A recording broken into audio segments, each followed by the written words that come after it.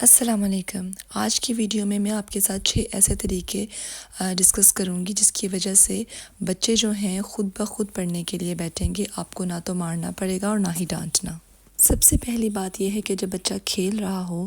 تو آپ نے اس کو یہ یاد نہیں کروانا یا یہ نہیں بولنا کہ اس کے بعد تم نے پڑھنا ہے۔ یہ تو بالکل بھی نہیں کہنا کہ ٹی وی بند کر دو یا اپنے کھیل کو ختم کر دو، پہلے تم اپنا ہوم ورک کر لو، یہ کام بعد میں کر لینا، کیونکہ اس کے ذریعے بچے کو یہ پیغام جاتا ہے کہ وہ پڑھائی کی وجہ سے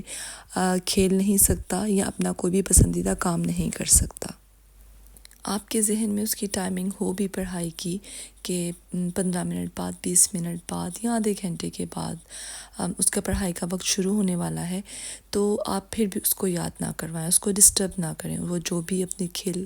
یا اپنی گیم یا جو بھی وہ کر رہا ہے اس کو وہ کرنے دیں، اس دوران اس کو بالکل بھی ڈسٹرب مت کریں۔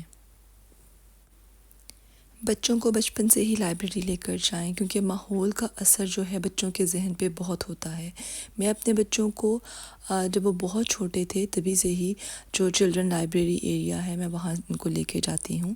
اور وہاں سے یہ لوگ بکس بھی لے کر آتے ہیں اپنی ایج کے اکارڈنگ، اور اس میں سٹوریز ہیں یا نہیں ہیں یا خام تصویریں ہی ہیں اس میں، کیونکہ فیلنگ بکس بھی ملتی ہیں بہت چھوٹے بچوں کے لیے۔ تو آپ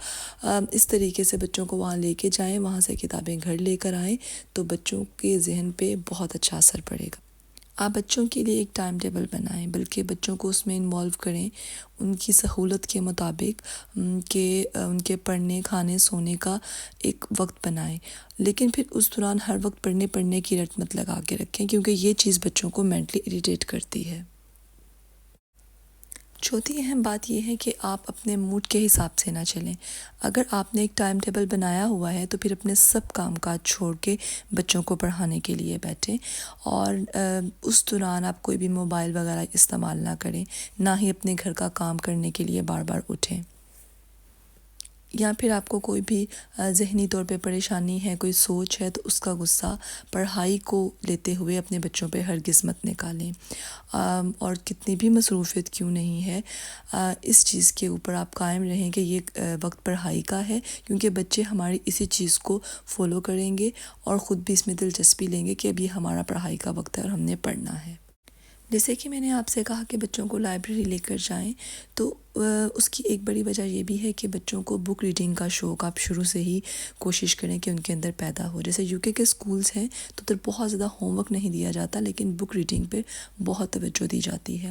ان کو ایک بک دی جاتی ہے، بعد میں اس کے متعلق ان سے سوال بھی کیے جاتے ہیں، اس سے بچوں کی ووکیبلری اچھی ہوتی ہے، اور سٹوریز جب وہ اپنے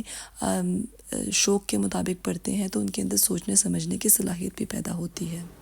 بک ریڈنگ کا ایک فائدہ یہ بھی ہوتا ہے کہ بچے جب اپنی مرضی سے اپنے شوق کی بکس پڑھتے ہیں تو ان کا اسکرین ٹائم بھی کم ہو جاتا ہے۔ اس کے علاوہ جب ہم اپنے بچوں کو خود پڑھاتے ہیں، یعنی اگر آپ ٹیوشنز وغیرہ نہ دیں، اپنا وقت نکال کے ان کو خود پڑھائیں، تو آپ کو اس چیز کا اندازہ ہوگا کہ جب ایگزامز آنے والے ہوتے ہیں تو بچوں پہ بہت زیادہ پریشر ہو جاتا ہے چیزوں کو ریوائز کرنے کا۔ تو کوشش کریں کہ اس وقت آپ ان کو نئی چیزیں مت سکھائیں، بلکہ جو آپ نے سکھایا ہے ان کو ریوائز کروائیں، اور اس کے لیے ضروری ہے کہ آپ ان کا ٹائم ٹیبل جو ہے پہلے سے بنا کے رکھیں۔ اگر آپ نے ٹائم ٹیبل بنایا ہوگا تو تھوڑا سا وقت اس میں آپ ضرور ایسا رکھیں کہ ڈیلی ہوم ورک کے علاوہ آپ ان کو تھوڑا سا کچھ نیا مزید سکھا دیں، ان کے سلیبس میں جو شامل ہو لیکن ان کے ہوم ورک میں شامل نہ ہو، تو اس سے بچوں پہ برڈن کم ہو جاتا ہے۔ یعنی حتی الامکان یہ کوشش کریں کہ بچوں پہ پریشر نہ ہو، کسی بھی چیز کا بچے کہ اکتاہٹ نہ فیل کریں اس کام کو کرتے ہوئے، کیونکہ بعض اوقات جیسے ویکلی، منتھلی ٹیسٹ آ جاتے ہیں یا پھر ایگزامز آ جاتے ہیں اینول، تو اس میں بچے بہت پریشر فیل کرتے ہیں، خاص طور پہ جو چھوٹے بچے ہوتے ہیں۔ تو اگر ہم اس طرح کی مینجمنٹ، ٹائم مینجمنٹ سے لے کر ان کے سلیبس کو لے کے ان سب چیزوں کو پہلے سے مینیج کر کے رکھیں گے تو کافی حد تک بچے جو ہیں ان کے لیے سہولت ہو جائے گی۔ ان سب چیزوں سے ہٹ کے میں آپ سے یہ کہوں گی کہ بچوں کو ان کی ایج کے مطابق ان کے ساتھ کھیلیں بھی، ان کے ساتھ وقت بھی گزاریں۔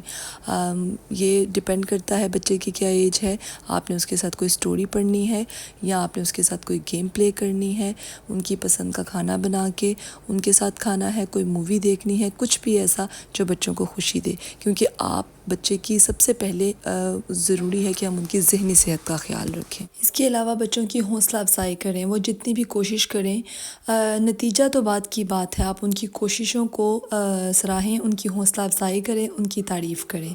بچہ جو ہے وہ ان چیزوں سے خوش ہو کے اور زیادہ اچھا کرنے کی کوشش کرے گا۔ میں امید کرتی ہوں کہ ویڈیو سے آپ کی کچھ نہ کچھ مدد ضرور ہوئی ہوگی۔ اس کے علاوہ جیسے میرا ایک بیٹا چھوٹا ہے اور میں اس کو کس طرح سے بیزی رکھتی ہوں، اسکرین ٹائم اس کا کیسے کم کرتی ہوں، بلکہ کوشش کرتی ہوں کہ وہ نہ ہی دیکھے، تو آگے آنے والی ویڈیوز میں اس قسم کی بھی سب آپ کے ساتھ ٹپس ضرور شیئر کروں گی۔ اگر آپ کو میری ویڈیوز اچھی لگتی ہیں تو لائک اور شیئر کیجیے اور میرے چینل کو سبسکرائب کر دیجیے۔ ابھی تک کے لیے مجھے اجازت دیجیے۔ اللہ حافظ۔